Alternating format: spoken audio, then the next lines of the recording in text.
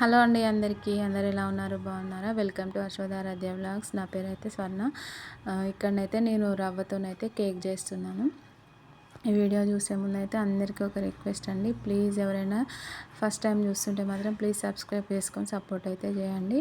ఇక్కడనైతే రవ్వతోని cake చేద్దామని ఇక్కడ అన్నీ రెడీ చేసుకున్నా. ముందుగానైతే ఒక గిన్నె తీసుకొని దాంట్లో ఇసుకైనా ఉప్పైనా వేసుకొని ఒక 10 మినిట్స్ అట్లా వేడి చేసి పెట్టండి. ఆ తర్వాత మనం పిండి కలుపుకోవడానికి ఒక గిన్నె తీసుకొని దాంట్లో ఒక కప్పు పెరుగు, 1/3 కప్పు ఆయిల్ వేసుకొని బాగా మిక్స్ చేసుకోవాలి. తర్వాత షుగర్ని ఇట్లా మిక్సీ వేసాను తొందరగా కరుగుతుందని. ఒక కప్పు షుగర్ పౌడర్ వేసి బాగా కలుపుకోవాలి. ఇప్పుడు 1/3 కప్పు పాలను యాడ్ చేశాను. పాలు కూడా బాగా కలుపుకొని ఇప్పుడు రవ్వని ఇట్లా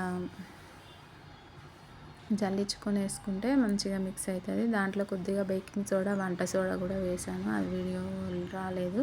ఇప్పుడు వాటినన్నిటిని మంచిగా మిక్స్ చేసుకోవాలి.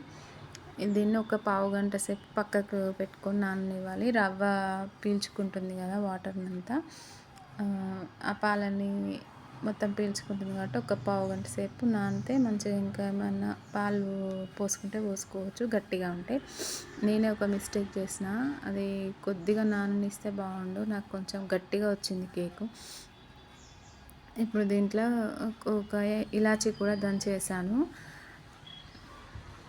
ఇలా మొత్తం మిక్సీ చేసుకొని మనం కేక్ చేసుకుంటాం కదా, నేనైతే స్టీల్ బాక్స్ లాంటిది అయితే తీసుకున్నాను.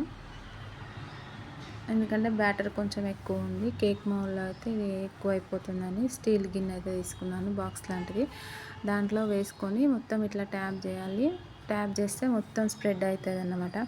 ఇలా ట్యాప్ చేసిన తర్వాత మ్యారీగోల్డ్ బిస్కెట్ ఉంటుంది కదా, మ్యారీగోల్డ్ బిస్కెట్ నా దగ్గర ఉంటే అయితే ఇట్లా పైన డెకరేషన్ కోసం అయితే ఇట్లా ముక్కలు ముక్కలు చేసి అయితే వేసాను.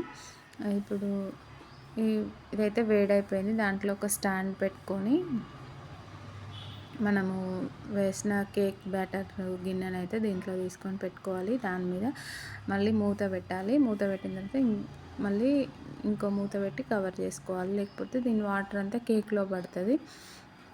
చూడండి, కేక్ అయితే రెడీ అయిపోయింది. ఇట్లా చాక్తోనైనా స్పూన్తోనైనా లోపలికి ఇట్లా అంటే తడి లేకపోతే మనకి కేక్ రెడీ అయిపోయినట్టు. చూడండి, కేక్ అయితే పర్ఫెక్ట్గా వచ్చింది, టేస్ట్ కూడా బాగుంది. ఇక్కడ మా పాప కట్ చేస్తుంది కేక్ అయితే.